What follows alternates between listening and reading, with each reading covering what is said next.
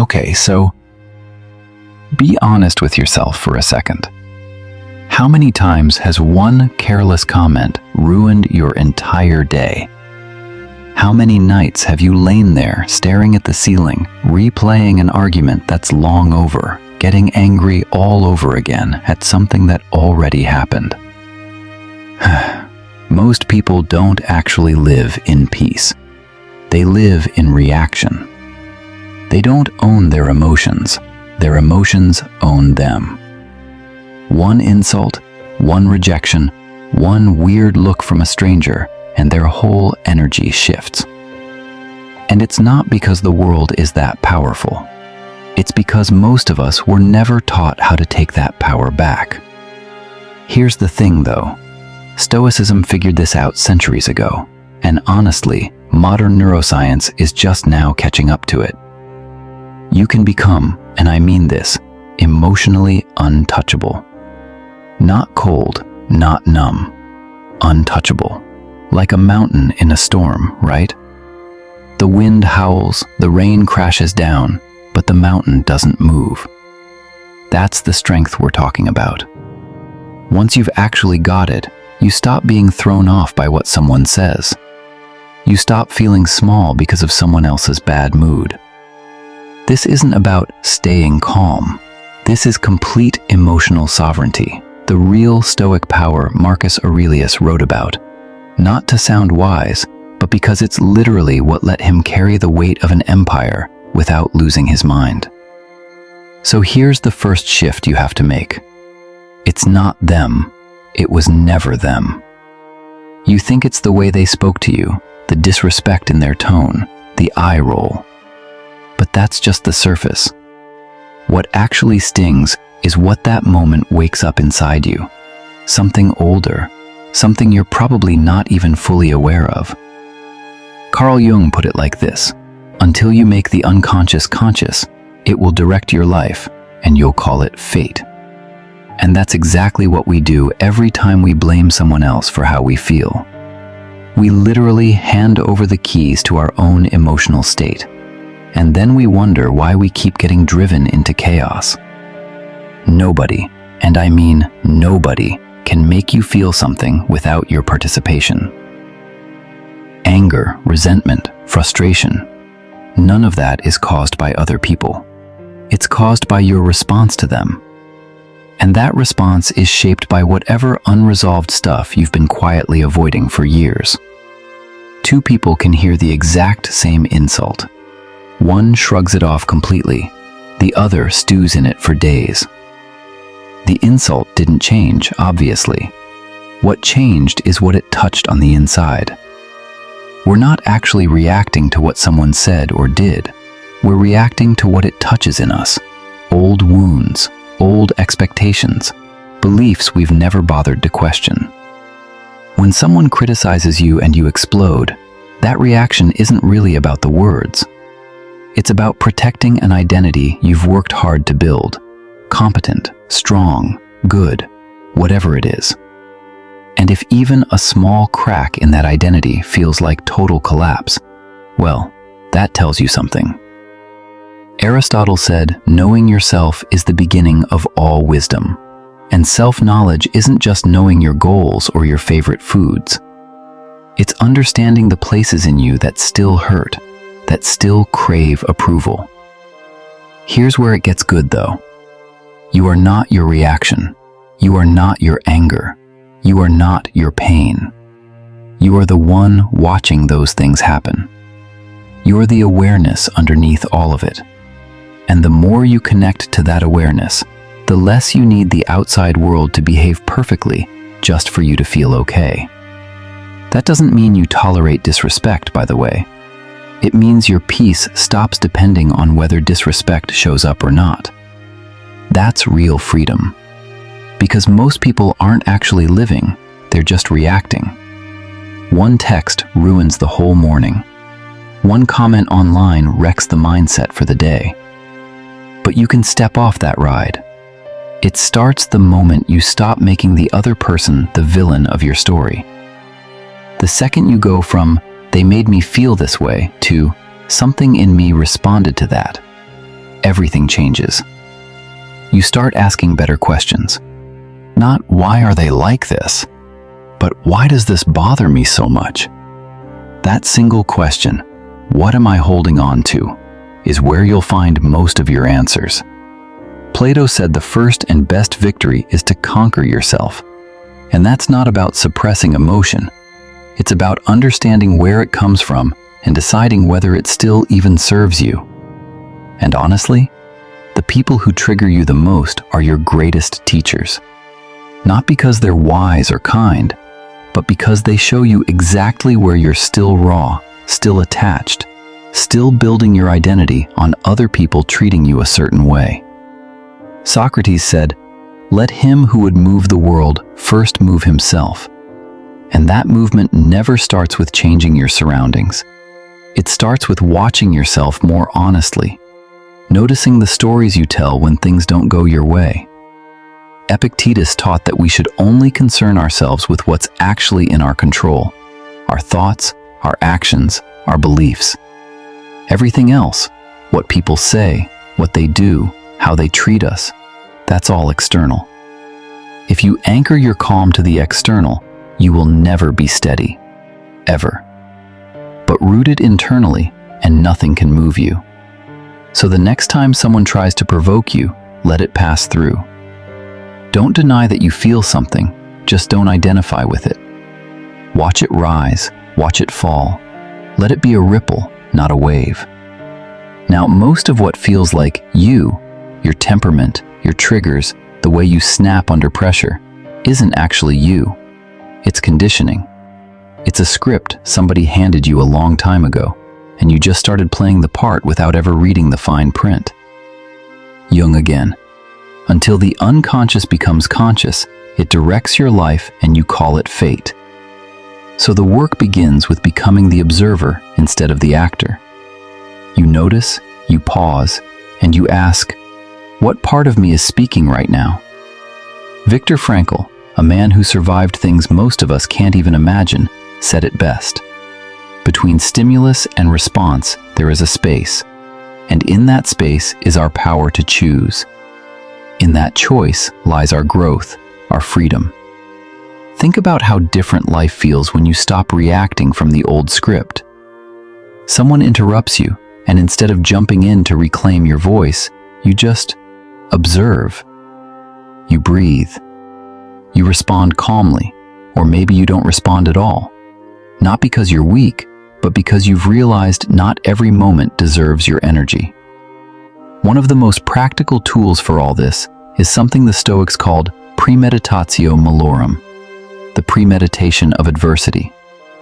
Basically, instead of waiting for provocation to blindside you, you picture it ahead of time while you're calm, so that when it actually happens, you're not improvising for the first time under pressure. You've already rehearsed it.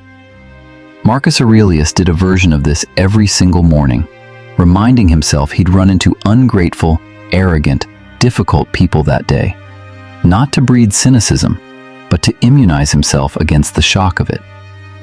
There's also this idea of observer mode. Say someone's sarcastic with you. The old reflex is to match it or shut down. But in observer mode, you notice their posture, their tone, and instead of making it about you, you wonder what they might actually be carrying. You're not cold, you're just still. You don't absorb, you observe. Socrates said, "He who is not a good servant will not be a good master." And before you can master anything external, you have to learn to serve your own mind first, to step back from it before it drags you into a story that isn't even yours. And here's a strange but true idea. The strongest counterpunch to cruelty isn't anger, it's compassion. Not the soft, pitying kind, real compassion. The kind that looks past the behavior and asks, what must this person be carrying to act like this? That doesn't excuse bad behavior, and it definitely doesn't mean you let people walk over you. It means you refuse to join them in their pain. Jung's line applies here too. Everything that irritates us about others can lead us to an understanding of ourselves. but it can also lead to an understanding of them. Plato wrote, "Be kind, for everyone you meet is fighting a hard battle." That includes the person who said the thing you can't forget. Now, sometimes the wisest move is just letting someone be wrong about you. I know, easier said than done. But most of us think being right equals strength. That if someone misjudges us, we're obligated to correct the record. And the cost of that is way higher than we think. Our time, our sleep, our peace. Aristotle said it's the mark of an educated mind to entertain a thought without accepting it. That includes criticism, includes lazy assumptions people throw at you. You can hear it, hold it for a second, and just not accept it. Not out of fear of conflict, but because you've reached a level of clarity where not everything deserves a response. Here's a visualization that actually helps with this. Picture an insult like a fastball. Most people catch it instinctively, grip it tight, carry it around all day. But what if you just didn't catch it? What if it sails right past you and lands behind you with a quiet thud, useless, powerless? That takes practice, because for most of us, insults don't just land on the surface, they pierce, because some part of us is afraid they might be true. But the more you practice letting them fall, the lighter the world gets. Not because people stop throwing words, but because you stop catching them. And here's something almost nobody tells you. Your triggers are basically emotional dumbbells. Every time someone irritates you and you don't react, every time you feel that flash of anger and breathe through it instead of feeding it, you're rewiring your nervous system. You're building endurance where there used to be panic. Jung's quote applies yet again. Everything that irritates you about others can lead to understanding, but it can also lead to mastery if you treat life like a gym and your emotions like the muscles you're here to strengthen. That slow Wi-Fi, that passive-aggressive comment, the coworker who interrupts you, rep. And with each one, you get stronger. Not by pretending it doesn't bother you, but by staying conscious in the middle of it. There's also a difference between speaking your truth and just leaking. There's a time to speak, and there's a time to wait. Not forever, just long enough for the sting to pass, for the noise to settle. Because what we say in pain rarely sounds like what we mean in peace. Jung, again, said knowing your own darkness is the best method for dealing with the darkness of other people. But you can't know your own darkness while it's still hot, while your nervous system is flooded. In that state, you're not speaking from your true self, you're speaking from the wound. Speak from the scar, not the cut. Speak from the lesson, not the chaos. Underneath all of it is one core idea. You are not the emotion. You are the one watching it. That distinction between being the feeling and observing it is the whole line between chaos and clarity. Feelings aren't facts, they're visitors. They show up, they speak, and if you can pause even for one breath, you create space between you and the feeling. In that space, you remember, I am not anger, I am not fear, I am the one behind the thoughts who gets to choose. Aristotle again. Anyone can become angry, that's easy. But being angry with the right person, to the right degree, at the right time, for the right reason, in the right way, that's the hard part. That's the whole art. Now, none of this means the world goes quiet just because you found your peace. People will still cut you off mid-sentence. Life will still throw things you didn't plan for. The chaos won't dissolve. But if you've actually built this muscle, you won't shake. Because the goal was never to change the world. It was to change how you move through it. Jung said, I am not what happened to me. I am what I choose to become. You stop being a reactor and start being a responder. Reacting is fast, defensive, driven by fear or pride. Responding is slower, deliberate, and comes from presence instead of panic. And once you live from response, the same insult that used to burn now just sounds like static. Okay, so let's shift gears for a second, because there's another piece to all this, and it's about something we rarely question. This quiet belief that we're incomplete on our own, that somewhere out there is another person meant to complete us. It's baked into every fairy tale, every movie. And under the surface of that comforting idea is something a little more dangerous, the belief that alone you're not whole. And once you buy into that, your worth starts depending on someone else showing up. Have you ever wondered if what people call love is sometimes just a fear of being alone wearing a nicer outfit? The Stoics used to urge people to imagine their own deathbed, the room quiet, and ask honestly, did you live your own life, or did you just exist in someone else's shadow? A lot of people fall into relationships not from a place of wholeness, but because they're terrified of the silence that shows up the moment the noise stops. The silence that makes you actually hear your own thoughts. Jung wrote that loneliness doesn't come from having no people around you. It comes from being unable to communicate the things that matter to you. For a lot of people, a relationship isn't a bridge to connection. It's a shield from that particular kind of loneliness. And here's the tricky part. When love is rooted in fear, it gets fragile. Every disagreement starts to feel like a threat. People cling harder, quietly bend their own values, soften their voice, just to keep someone from leaving. That's not love at that point. That's a survival tactic. It happens slowly too, so slow you can convince yourself nothing's really changing. You skip something you wanted to do because it doesn't fit the plan. You soften an opinion to avoid friction. And piece by piece, without anyone demanding it outright, the person you were starts to fade. Marcus Aurelius said it's not death a person should fear, but never truly beginning to live. That's the quiet tragedy in a lot of relationships built on fear. They keep you from the very thing love is supposed to bring, which is freedom. Healthy love should make you stand taller, not smaller. Here's the flip side though.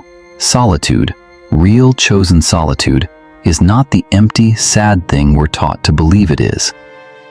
When you strip away the constant hum of other people's moods and opinions, something shifts. At first, it's disorienting, almost too quiet. But stay with it, and clarity starts to show up. You start hearing your own voice with more precision. Marcus Aurelius wrote, "You have power over your mind, not outside events. Realize this and you'll find strength." In solitude, that becomes undeniable.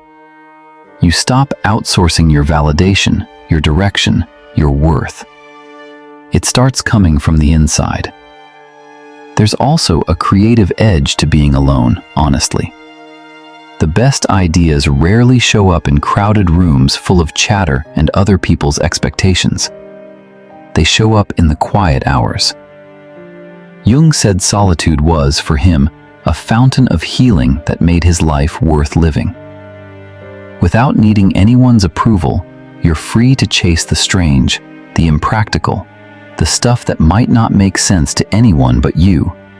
And that's often exactly where the most original thinking lives. None of this is about rejecting connection forever, by the way. It's about refusing to let the fear of being alone dictate the shape of your whole life. It's choosing to know yourself deeply before you hand pieces of yourself away.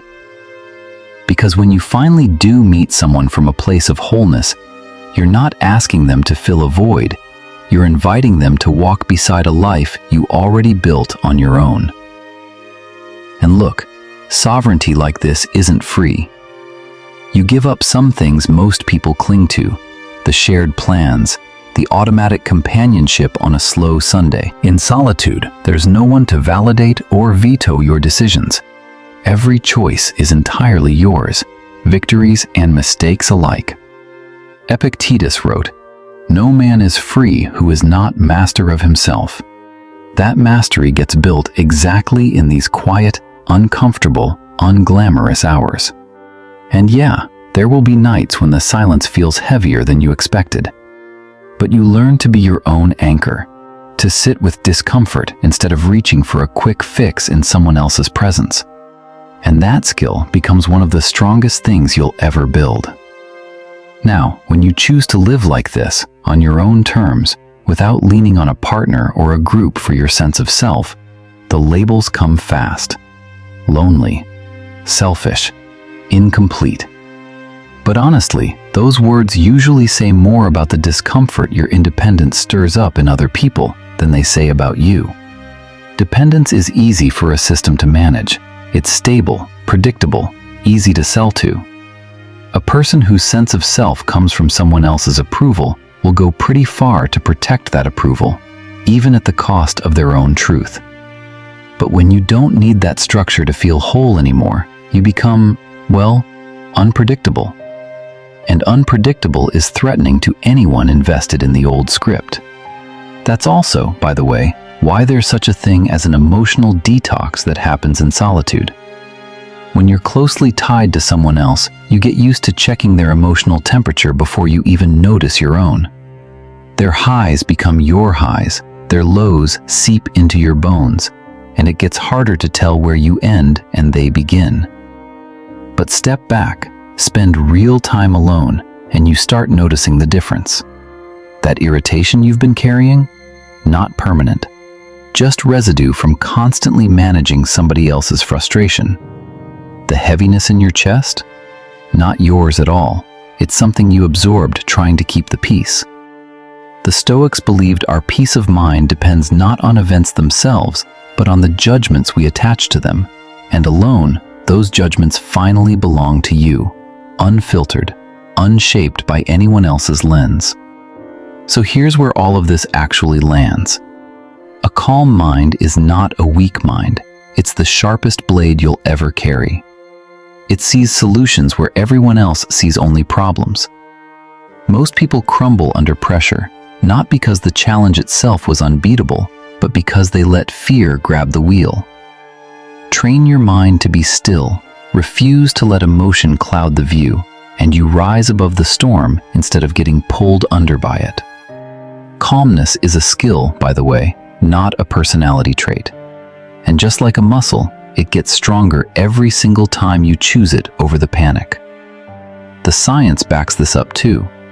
When fear takes over, your amygdala sounds an alarm, your body floods with adrenaline and cortisol, your heart rate spikes, and your prefrontal cortex, the reasoning, planning part of your brain, basically gets shoved aside so the primitive brain can take the wheel. That's why we say or do things in the heat of the moment that we regret later. The decision wasn't made from clarity, it was made from urgency. But here's the good news. Slow, deep breaths send a signal through your vagus nerve telling your body it's safe. And that literally restores your brain's capacity to think clearly again. It's the same trick elite athletes and surgeons use under pressure. And it's worth sitting with what letting emotion take the wheel actually costs you. Because most of the time, the cost is invisible until it isn't. Words spoken without thought can crack a relationship in ways that never fully heal. A rash decision made in a fog of frustration can quietly close a door you didn't even know you wanted open. Every time you give in to that impulse, you also reinforce the habit. You teach your own mind that this is how stress gets handled, and the more you do it, the more automatic it becomes, until it's not just certain situations that set you off, it's almost everything. Seneca put it bluntly, "No one is free who is a slave to himself." But here's the flip side, and it's genuinely one of the more empowering things you can realize. Every single time you resist that impulse, every time you pause before you speak, you're breaking the pattern. You're proving to yourself in real time that you can feel something deeply without being ruled by it. So the next time you feel that heat rising in your chest, remember what's actually at stake. Not just your pride in the moment, but the trust, the relationships, the opportunities that only survive because you stayed calm. You won't get it perfect every time, and honestly, you don't need to. What matters is choosing, as often as you can, to keep your mind steady when your emotions want to grab the mic. Because in the end, that's the whole game, isn't it? Not eliminating what you feel. Fear can still protect you, anger can still point you toward injustice, but making sure those feelings inform your choices instead of making them for you. When you can feel the rush without losing the reins, you become the steady ground in a genuinely unsteady world. And from that ground, honestly, you can build anything you want. One last thing though, because I think it ties everything together. Reaction feels fast. It feels alive in the heat of the moment. It even feels right. Someone says something sharp and the words are out of your mouth before you've registered them. There's a little rush in that instant, like you've done something, like you've taken control. But actually, the opposite just happened. Control already slipped away the second you let the provocation dictate your next move. That's the trap, and it's sneaky, because it hides inside the very speed that makes it feel powerful. Reaction convinces you that faster equals stronger. It's usually the opposite. Faster just means you skipped the part of you that weighs things and decides on purpose. Every provocation you meet, big or small, is really just an invitation to hand over control. And the more of those invitations you accept, the more your entire state of mind becomes a reflection of whatever you happen to be exposed to that day. Somebody else's bad mood, somebody else's panic. Before long, none of it is even yours anymore. Jung's line shows up here one more time because it never really stops being true. Everything that irritates us about others can lead us to an understanding of ourselves. Reaction skips that understanding completely. It doesn't leave room to ask, why does this actually bother me? It just knows something got stirred and demands you answer with equal force.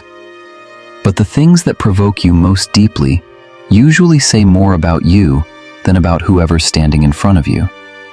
Miss that lesson, and you just set yourself up to learn it again, in the same way, with a different face attached to it. So, notice the surge before it becomes the sentence. Notice the tightness before it becomes the decision. That little gap, the one Frankl talked about, between what happens to you and what you do next. That's not empty space. That's the entire territory where your actual life gets decided. Guard it. Train it. Come back to it over and over, because that's not a metaphor, that's the practice. And the more you protect that space, the less the world outside gets to write your story for you, and the more of it, finally, belongs to you.